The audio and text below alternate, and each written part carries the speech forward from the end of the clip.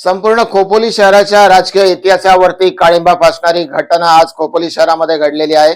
खोपोली शहरात नुकत्याच खोपोली नगर परिषदेच्या निवडणुका संपन्न होऊन त्याचे निकाल देखील लागलेले होते आणि प्रभाग क्रमांक 2 मधनं मानसी काळोखे दुसऱ्यांदा खोपोली शहरात शिवसेनेचे उमेदवार म्हणून निवडून आलेल्या होत्या।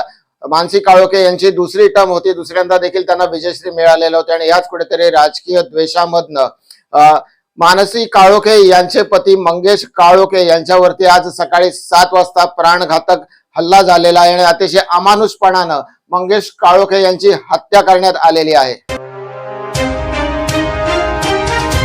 नमस्कार मित्रांनो, मी राज शेखर परब आणि आपण पाहतात जनसामान्यांचा बुलंद आवाज रायगड टुडे मराठी।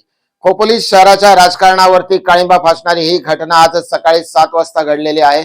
मानसी काळोखे यांचे पती मंगेश काळोखे आज सकाळी 7 वाजता आपल्या मुलांना शाळेत सोडण्यासाठी निघाले होते। मंगेश काळोखे यांना काल रात्रीपासून थोडासा अंदाज होता की त्यांच्यावरती प्राणघातक हल्ला होणार आहे आणि या संदर्भात त्यांनी खोपोली पोलीस ठाण्यामध्ये जाऊन चर्चा देखील केली होती। आज सकाळी 7 वाजता जेव्हा मंगेश काळोखे आपल्या मुलींना शाळेत सोडून परतत असताना खोपोली विहारीच्या चौकामध्ये त्यांच्यावरती समोरनं एका काळ्या कलरच्या आर्टिका कारने धडक दिली व त्यांना खाली पाडलं। त्यानंतर 4 हल्लेखोरांनी मिळून त्यांच्यावरती अमानुषपणानं हल्ला करून त्यांची अतिशय क्रूरपणानं हत्या केलेली आहे। या हत्येनंतर संपूर्ण खोपोली शहरामध्ये एक संतापाचं वातावरण निर्माण झालेलं आहे। संपूर्ण खोपोली शहरामध्ये तणाव पाहायला मिळतोय। आज संपूर्ण खोपोली शहरामध्ये बंद पाळण्यात आलेला आहे।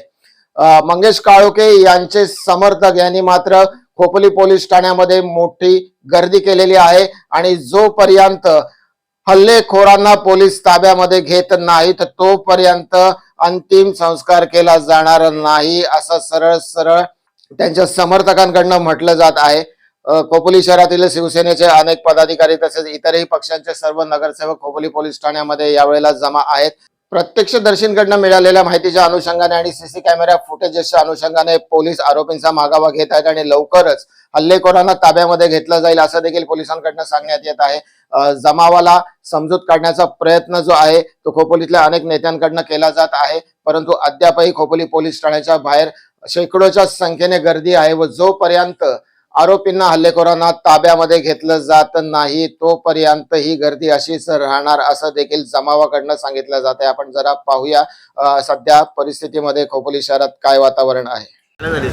दुपारी